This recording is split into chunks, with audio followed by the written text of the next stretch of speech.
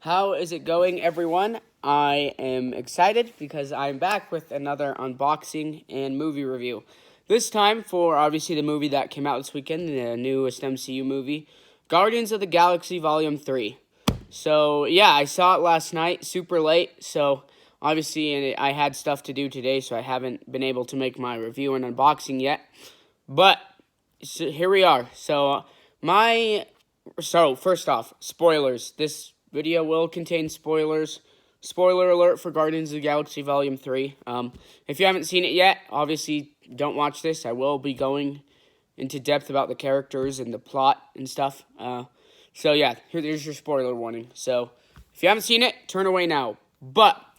Before I get into my showing off the pops, my ranking of this movie is 7.9 out of 10.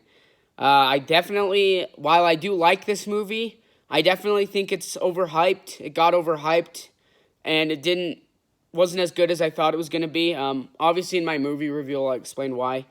But yeah, my ranking of this is 7.9 out of 10. I have quite a few issues with it, and I'll get into that. I definitely think it's getting a little overhyped, but yeah. But it is a good movie still, trust me, but we'll get into it later. But let's look at the pops first. So first, let's look at our golden boy, literally, Adam Warlock. So, obviously, the post-credit scene for Guardians of the Galaxy Volume 2, well, I guess one of the post-credit scenes for Guardians of the Galaxy Volume 2 teased Adam Warlock. And so what happens is, in this movie, he's let out of his cocoon early by the High Evolutionary, who actually created the I don't remember their name. It's not Sentries. Maybe it is Sentries. I don't know. Whatever their name is, the golden people who get easily offended. So the High Evolutionary created them, and he let Adam Warlock out of his cocoon early. And Aisha, because, Drax stole batteries from them, she's still pissed off about that from Volume 2, sends Adam Warlock after Rocket. And he injures Rocket, which kickstarts the whole movie. But Adam Warlock's journey is that he is trying to... So the High Evolutionary basically says that if they don't bring in 89P13, or Rocket, that his race will be exterminated. So the whole movie, Adam Warlock is trying to catch Rocket, but eventually his mother dies because the High Evolutionary blows up Counter Earth to go find a new world. And so he kind of turns to be a hero, and he helps the Guardians a little. He ends up saving Star-Lord at the end of the movie. And then, he ends up joining the Guardians at the end. He wasn't in the movie for all that long, and he does, definitely when they said that he was like a little kid, that was true. He was like a child because he was let out of his cocoon early. He was kind of innocent. But yeah, he's super powerful. And I think people say he was disappointing, but I think he served his purpose well. I think Will Poulter played him pretty good. I'm not going to lie, I don't think he was the best choice.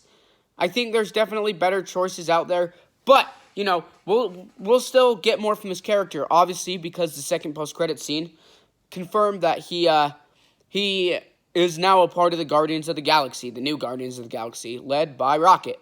So that is our boy Adam Warlock. So the pop is him in his new suit.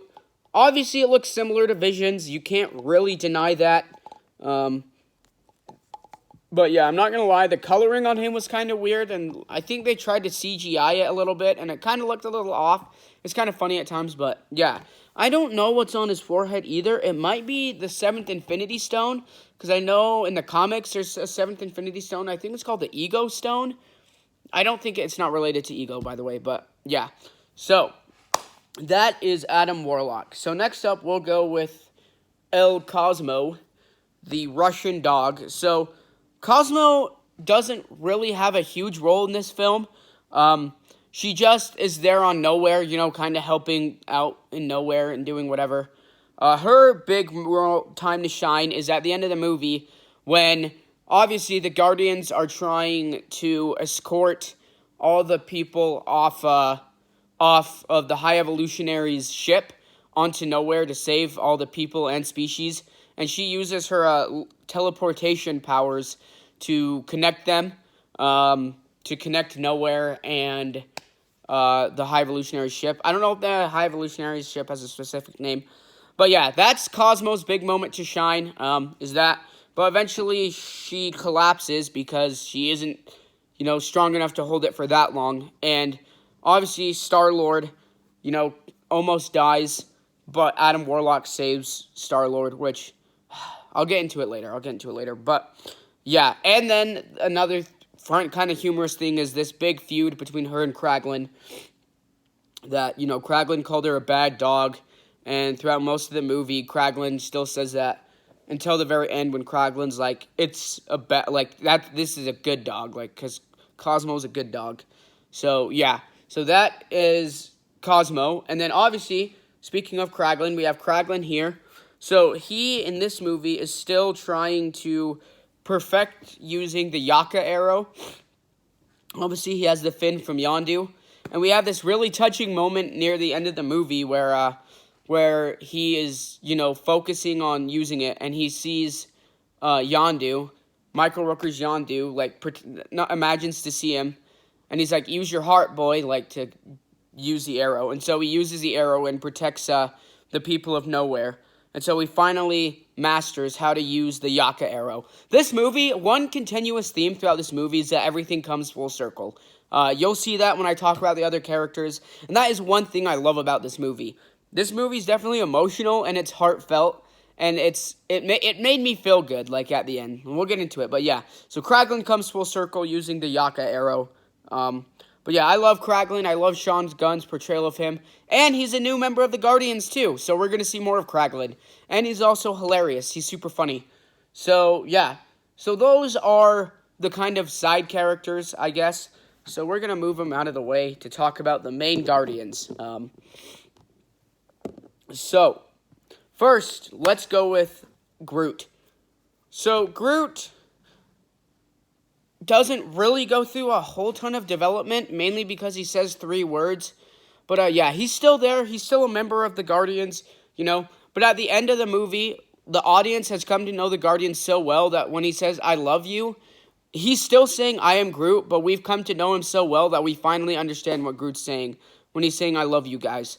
And he, obviously, at the end of the movie in the second post-credit scene, is now King Groot, I think it's called, is what he evolves into. But yeah, now he's ginormous, and he's still a member of the Guardians. But yeah, throughout the movie, he does some cool stuff, wield 6 or 7 blasters at once. And he uses wings so they can kill the guy that has the pass key to Rocket's kill switch, which is really cool.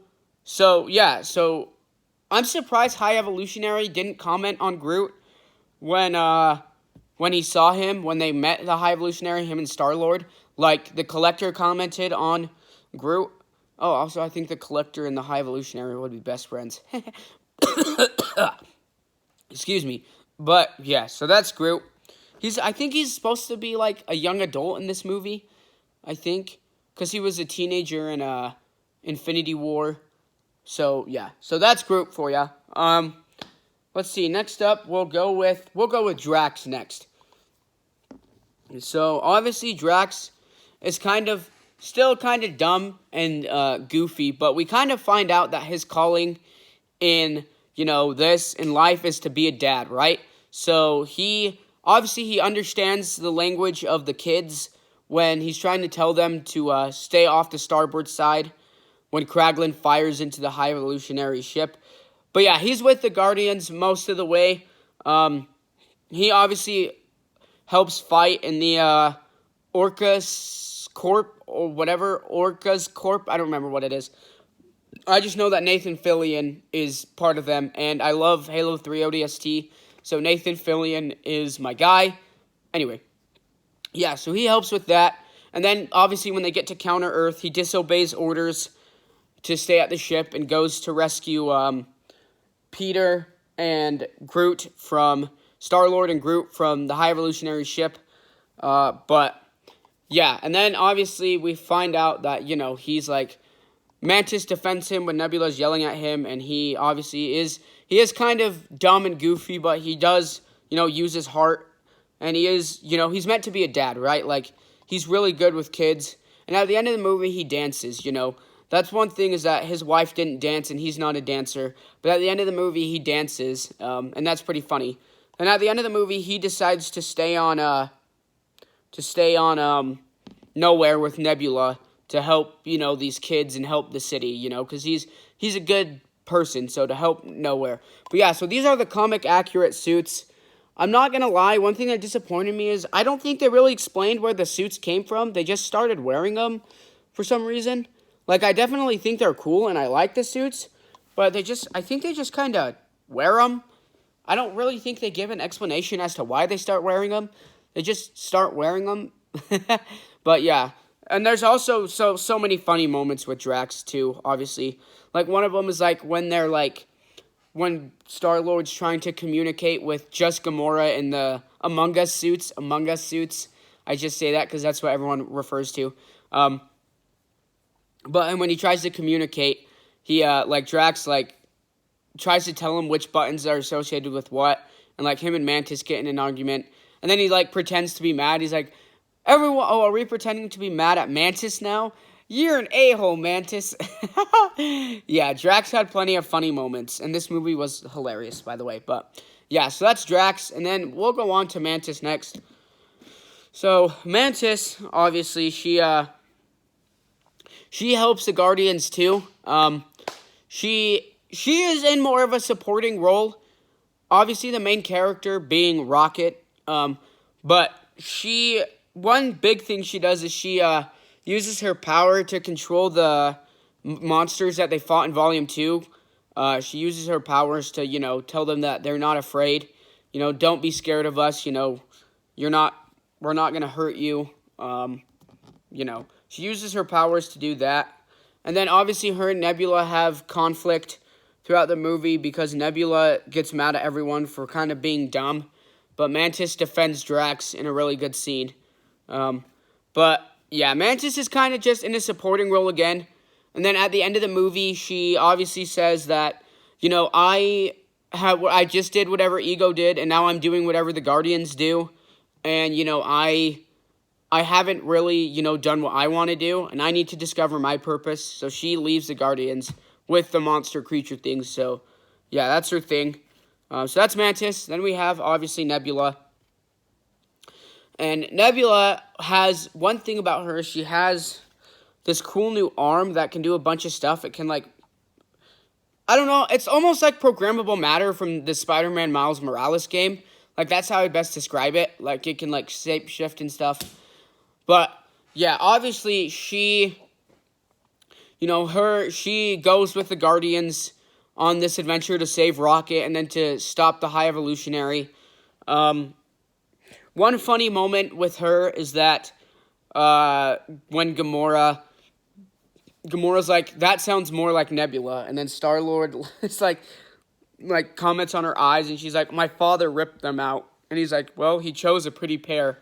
Like, super funny. But throughout the movie, she's kind of cynical, she's kind of angry with everyone, but then by the end of the movie, she learns to kind of be nicer to everyone. She learns that, you know, it's okay to love people, you know, and that people make mistakes, you know, but in the end, it's all good. And yeah, and then her and Gamora kind of, I guess, start a little bit becoming sisters again. But yeah, so that's Nebula. Again, she's more of a supporting role. Another big thing she did is she helped steer the High Evolutionary ship to connect with Nowhere. So that's one of the bigger moments. But then, yeah, at the end of the movie, obviously, her and Drax stay on Nowhere to help out, to help run Nowhere. So yeah, so that's her. So let's get into probably the second most main character, that being Star-Lord. So obviously, you know, Peter, one continuous thing about Peter is that, you know, he doesn't know if his grandpa's alive, and, you know, he's kind of been lonely ever since Gamora left. He gets drunk and lonely.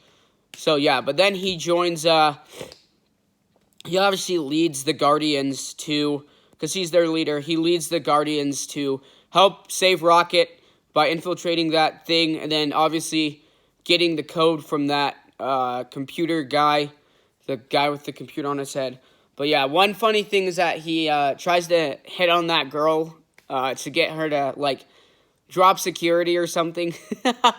And then he like tries to tell Gamora that, they were in love and that, they were good together.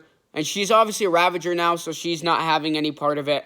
But by the end of the movie, they kind of have a newfound respect for each other. But yeah, so obviously Star-Lord leads the charge to help get stop Rocket's kill switch from engaging. And yeah, he almost dies at the end of the movie because Cosmo collapses, and Adam Warlock saves him so he doesn't freeze in space. And that is one problem I have, is the fake deaths in this movie, which I'll get into in my movie review. I have a lot to talk about with this movie, but yeah, that's Star-Lord's journey. And then at the end of the movie, he goes back to Earth and obviously is with his grandpa. And then the post-credit scene teases that he'll come back. I honestly kind of wish he would have died. I think that would have added a little more weight and consequence to this movie, which I'll get into later. But yeah, so that's Star-Lord. And then obviously the main character, I'm going to move all these out of the way to talk about the main character, because we have a lot to talk about this main character. And everyone knows who this main character is. It's no secret by now. But obviously, Rocket Raccoon. So, this movie is all about the origins of Rocket Raccoon. So when I think he was abducted from Earth, I'm pretty sure, because we learned that the High Evolutionary went to Earth, and the High Evolutionary, I think he was captured from Earth, and then obviously he was experimented upon, and he was called 89P13. He was experimented upon, and he was, turned into this, creature, because obviously, the High Evolutionary wanted to make the perfect race and the perfect society. So, yeah, so the biggest thing Rocket does is, he gets thrown into this cage. He makes friends with Floor, Teef, and Lila, obviously the other specimens that he was captured with. But he discovers, so the High Evolutionary has a chamber that can make a species go through like millions of years of evolution in the span of a few seconds. But they're always hostile and angry, but Rocket figures out how to make them not hostile and angry. So that makes him basically like a key asset to the High Evolutionary. And that makes him like the most important thing that the High Evolutionary has.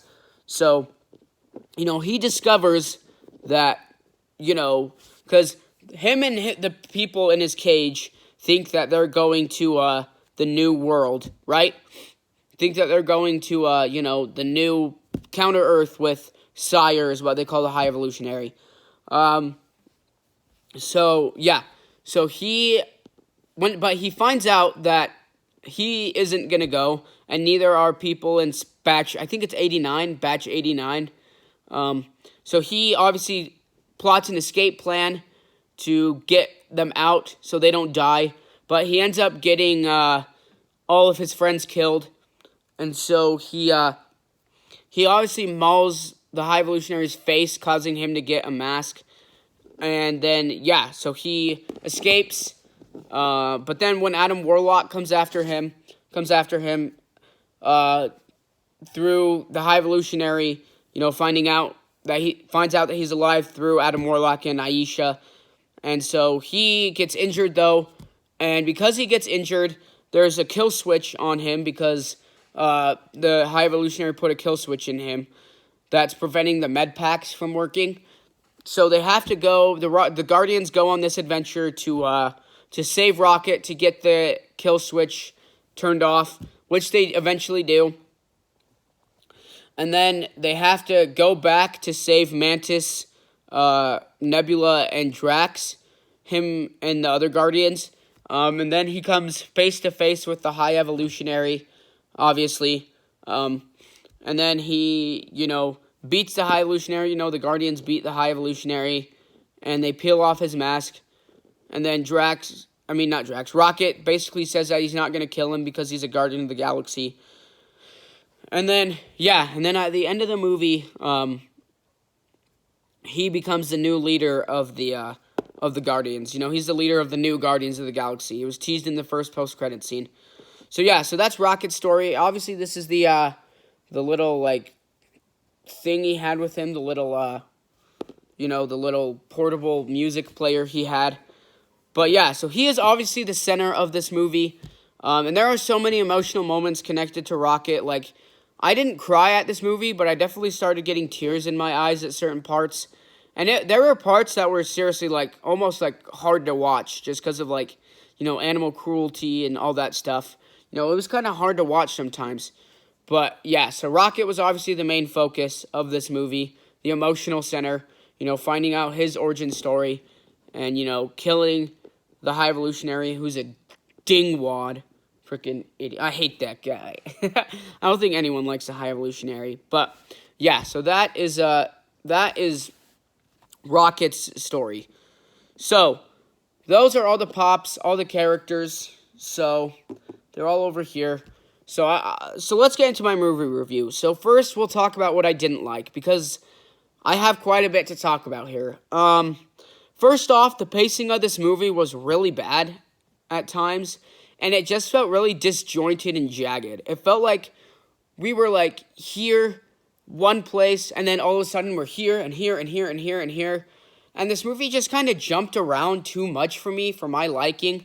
And just the pacing was too fast, especially the beginning of the movie. And it just kind of felt disjointed. It didn't feel like it flowed smooth and, like, flowed from one scene to the other. And there was also a lot of dialogue, and I didn't really feel that there were very many moments to breathe. Like, the moments that we could breathe were, like, obviously, I think the Rocket flashbacks. But besides that, I didn't feel that there were very many moments to breathe in this movie. Like, I felt like it was kind of just sporadic and, like, very, like, spazzy, this movie. So, yeah, I felt that the pacing was kind of off. I don't know, maybe I'm just dumb. And this is, obviously, again, this is my first impression watching Guardians of the Galaxy Volume 3. Obviously, when it comes out on Disney Plus, I will watch it again, and I might have different opinions on it, but this is just my initial review. So just remember that. Obviously, when I watch it, again, I can tweak and, find out what I actually did and didn't like, but this is just my first initial review. So yeah, so I feel like the pacing was bad, and the pace was really jagged. It was just kind of a jagged and discombobulated film a little bit, was one of my big problems. Another problem I have with this film is the fake deaths and the fact that no one died. So one thing about me, if you know me, I absolutely despise fake deaths in stories. I think they serve no purpose other than shock value. I don't think that they're good. I think they're annoying. I think they take away so much emotion. And we had 2 fake deaths in this film. Obviously, Rocket almost died, but then he came back through CPR, which was pretty emotional, and that was the better one. But then Star-Lord, at the end of the film, when he goes into space, he dies for a little bit, but then Adam Warlock saves him. Like, I don't know. I think to make the emotions more high and to raise the stakes, I think someone should have died in this movie. Like, I really do. And I honestly, if Star-Lord would have died, that would have been so, like, emotional, like, seeing your leader die. And, like, yeah, you stopped the High Evolutionary and you freed all these, people and all these, these animals and stuff. But, like, there was no consequence associated with it. Like, I thought Star-Lord was going to die, but it was just a fake death. And not only that, but Star-Lord's coming back, too.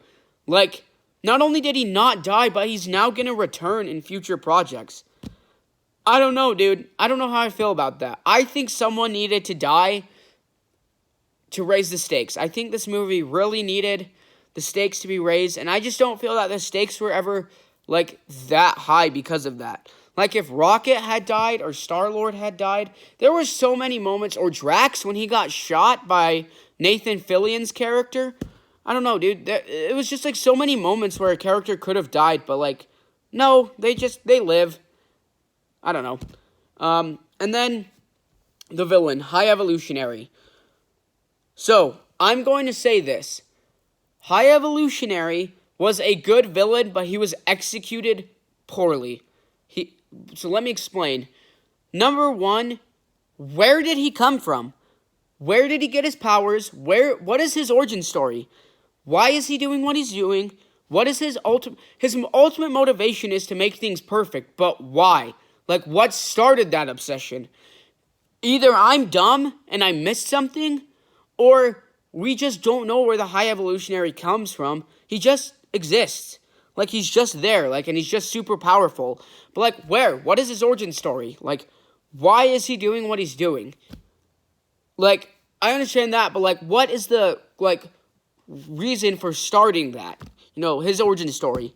And then Chuck Rudy Aruji's acting was everywhere. When I said I would come back to, like, how I felt the movie was, like, spazzy, that's kind of, I felt that the High Evolutionary was too, like, spazzy. I felt like he was, like, calm one moment, and then he'd be like, oh my goodness, like, freak out, like, the next, and, like, I understand that he's a psychopath, but I still feel like you could have had, like, a little more, like, consistency and, like, you know, evenness with the character, with this villain. I felt like he was just too, like, spazzy and would, like, have, like, too many freakouts out of nowhere. Yeah, I don't know. I felt like Chuck Rudy Aruji's acting was not as good as people are saying it was, to be quite honest. And I think the character was just too spazzy and too, like, would freak out too much. And then number 3, for this character being so powerful, for this villain being so powerful, he gets beat in, like, 20 seconds. Like, he gets to Rocket. Rocket gets something, like, blasts him off, like, gets something off his leg, blasts him back, and then all the Guardians come together and beat the crap out of him and, like, beat him in, like, 20 seconds. Like, for a character that's, like, this powerful that they hype up to be, like, Gamora's like, you can't beat someone 10,000 times more powerful than you. Like, for someone that powerful, he gets beat like that. And, like, this is a villain that, like, with Ego, like, the fight between Peter and Ego at the end is cool and it's good because Ego's super powerful and it's personal, right? So I feel like because it's a more personal fight between Peter and Ego, it should last longer. And because this is a fight associated personally with another Guardian, that being Rocket, you know, I feel like this fight should have lasted way longer, this final fight. I feel like the final fight just was over so quick. Like, they beat the High Evolutionary so fast. And it was just like, for as powerful as he was, I kind of wanted a good final fight, but we didn't get it. Yeah, I don't know. But yeah, while I like the villain, and he was a good villain, I think he was just executed poorly. I think there's a difference. You can have a good character, but that character can be executed poorly. And that's how I feel that High Evolutionary was. But what I like about this movie, so I love the chemistry between the Guardians. They're all funny. They all bounce off each other. They're family, right? Families sometimes argue. They get mad at each other. But you can tell that, you know, the core of this movie is family, you know, protecting your family, you know, saving your family, all that. This was also one of the best endings ever. This was one of the most heartfelt, feel-good endings ever in Marvel, and I love the ending. I had the biggest smile on my face at the ending of this movie. Like, I was seriously grinning from ear to ear. I love the ending. The action was really good. I really liked the action. And then just how emotional this movie was. Like, this movie really struck, like, a lot of emotional chords for me. Like, seriously, like, this movie, it was just so heartfelt. Like, there was just, like, you could tell that there was just genuine passion put in to this movie. And they really just wanted to tell a heartfelt, good story, you know? So, yeah, I really did like this movie. I also feel that the characters were played well, very well. Obviously, Rocket was voiced well. The villain was good, like I said. Again, I said he was executed poorly, but I did like High Evolutionary. He was a good villain. This movie was also, it was pretty dark, dude. Like, man, like, you talk about, and it was pretty, like graphic, too. Like, there were some scenes that, like, it was pretty graphic, man. And it was pretty brutal. Like, it was pretty dark. like the High Evolutionary's mask being pulled off, or like Nebula being like twisted and contorted, and then coming. Yeah, dude, like it was pretty graphic. I'm not gonna lie, but yeah, no, this was a good movie. Again, I'm gonna say I think this was on the same level as Quantumania. I think it was good, but I don't think it was great. I do think that because of the problems I illustrated with this film, it's definitely getting way overhyped. Like, it's definitely, I don't think it's as good as people are saying it is. But there still is, it is a really good send-off to these Guardians. Like, obviously, I love that the focus of this film wasn't on, beating Peter's dad or, beating Ronan. The focus was saving Rocket. It was focused on the actual Guardians keeping themselves together by saving Rocket. The focus was internal rather than external for this film. And that's where I think it shined the best. I think this is definitely top 5 most emotional MCU movies. Probably top 3, honestly. You could argue number 1, I think. And the story was really good, too. I really think it did have a good story. But yeah, like I said, the problems I had, though, with it drop it to a 7.9. Obviously, these are my first impressions after watching it for the first time. These can definitely change. Like, I definitely can see this movie, like, once I watch it again, kind of see more of the things that I like that maybe I didn't appreciate more. There's definitely more I'll probably like once I rewatch it, once it comes to Disney+. But, yeah, overall, 7.9 out of 10. Good movie, but not great. Good, but not great, So, yeah, I am excited to watch it on Disney+, though. And it is good to see, I'm excited for the new Guardians, too. I love, this team. I love the original team. But, they're no longer together. So, we're going to get, Adam Warlock, Groot, Rocket, one of the little girls that they saved from the High Evolutionaries ship. And Rocket, Groot, Adam Warlock, the little girl, and Kraglin, I think, are the 5 new Guardians. So, yeah, I'm excited to see where they go with this new team of Guardians. I'm excited to see where they go with Star-Lord, too, because they did say that Star-Lord's coming back. So, yeah, I'm excited to see what they do with these characters. But, yeah, again, super glad I got to see this movie. Super amazing send-off to these Guardians. I can't wait for Secret Invasion. I'm surprised they haven't announced the pops yet. But Across the Spider-Verse will be my next unboxing. I am so excited for Across the Spider-Verse. You have no idea. That is my most anticipated anything for the year. Spider-Man 2, the video game, is my second most. But, yeah, I cannot wait for Across the Spider-Verse. I can't wait to go see it. And, yeah, I hope y'all enjoyed Guardians 3 as much as I did. And I will see you with the next video. Peace out.